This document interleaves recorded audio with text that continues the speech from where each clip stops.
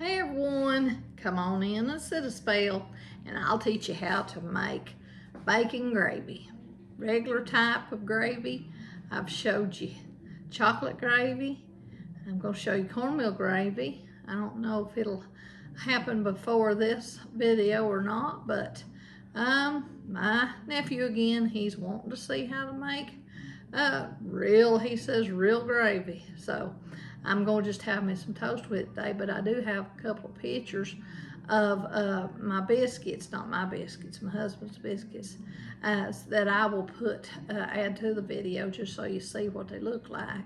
But I like toast and gravy also. So I have some bacon grease left from when I had another BLT. We do eat BLTs around here quite a lot. I like them.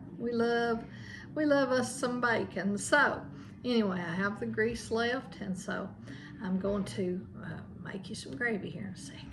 So I was going to show you that all we need to make gravy is our bacon grease that's left from our pack of bacon, and then we'll need some self-rising flour, and I just use a regular, tablespoon, and I will probably use 2 heaping scoops with that, and then I put me a 1/4 to 1/2 cup of evaporated milk in some water, fill it up to maybe about right there, the rest of the way with water, and that's all, salt and pepper of course, but that's all you need to make a very good gravy, and let's hope it turns out just right.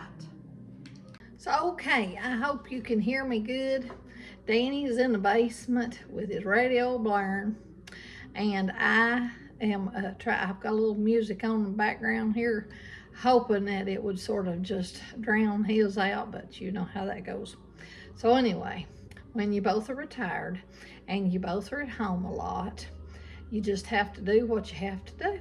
So anyway, got my bacon grease here, you can see, and I think it's hot.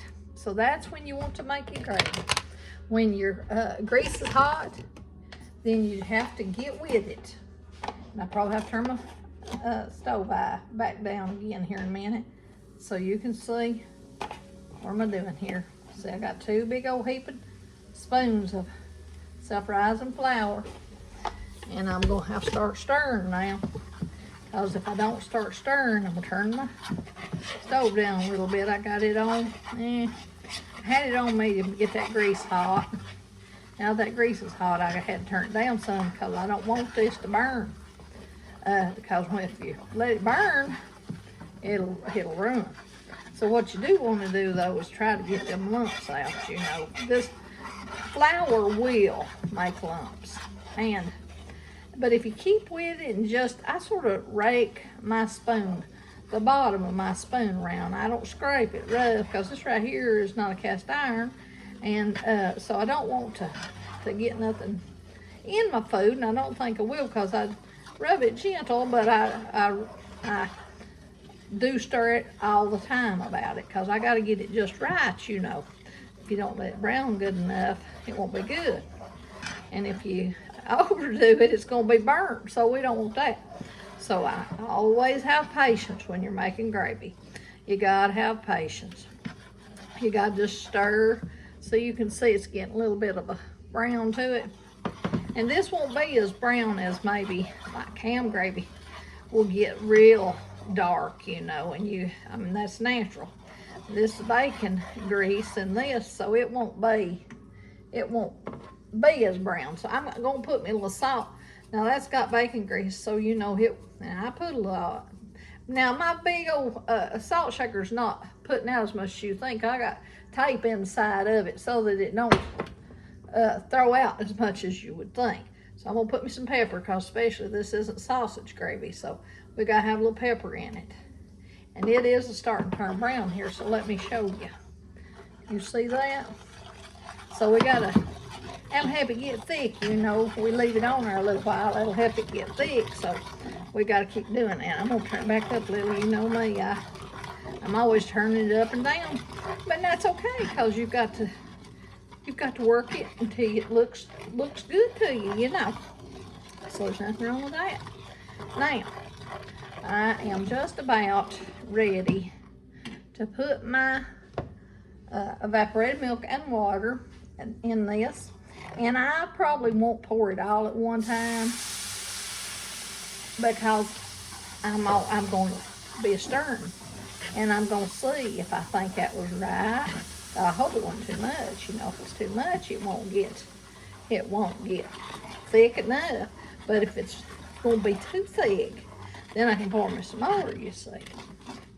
And that's the way you got to do it. It's really simple to make gravy, but people are, oh yeah, that's going to get thick. We're going to put that in there. And it'll start getting thick all of a sudden, too. And see, and then it'll clump up if you ain't careful. So you've got to try to keep stirring and keep going so it don't clump up, you know. You don't want it to clump up, but you do want it to thicken up. But like I said, patience. Because people are scared to death they're not going to get it right. And all I can tell you is, I've been making gravy a long time. And I still don't always make it right. I still have times that it's too thin or it's almost too thick. I mean, but I do sort of have a science about it. A lot of times I do it exactly like I showed you. I put that amount of flour, unless I'm gonna have a big old crowd. Sometimes I have my brother-in-law Burl, he can eat a lot, so I have to make more. And then I have Daddy too sometimes too, so I have to do that too. So that looks like it might get a little thick on me. If it does, I'll be prepared with a little more water. But I think it's gonna be pretty close. You see that? See how pretty that looks? I mean, it's just about there. And I think I'll just turn that eye off. And I could maybe put me just a little bit more water in there. Might even slip me just a little bit of cream in there. As long as I stir it up good, it's all fine.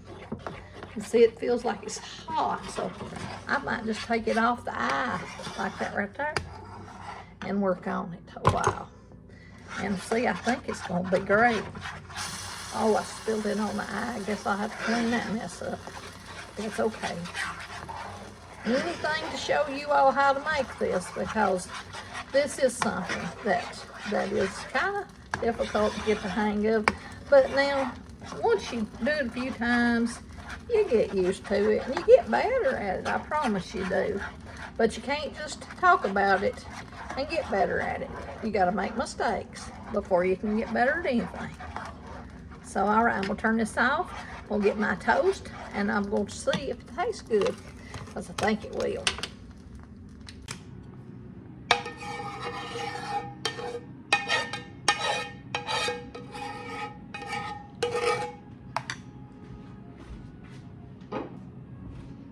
Now, see what that looks like?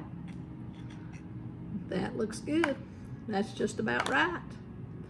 Let me get my toast, and we'll give it a go. Okay, here we go. Put my gravy on this. See it thickened up a little. So if you get it thin at some point, and you think there's nothing else you can do for it, by the time you get it off, and by the time that you have time to eat it, you know, get your toast made or your biscuits. Biscuits is the best, of course. When you get them made, then it might be thick enough, because it changes as it cools down. So I'm gonna give you a good look at bacon, gravy, and toast. Okay, so it's hot, so I've got to blow it again. Let's give it a go.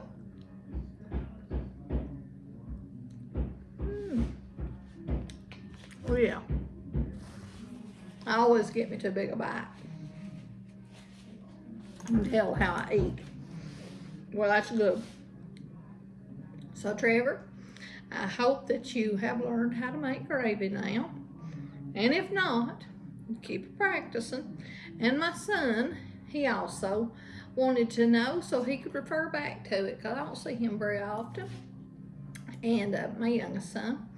And so I'll tell him to be sure to look too, so that he can, when he takes a hankering for it, he can get him some and make it really, it don't take no time to make.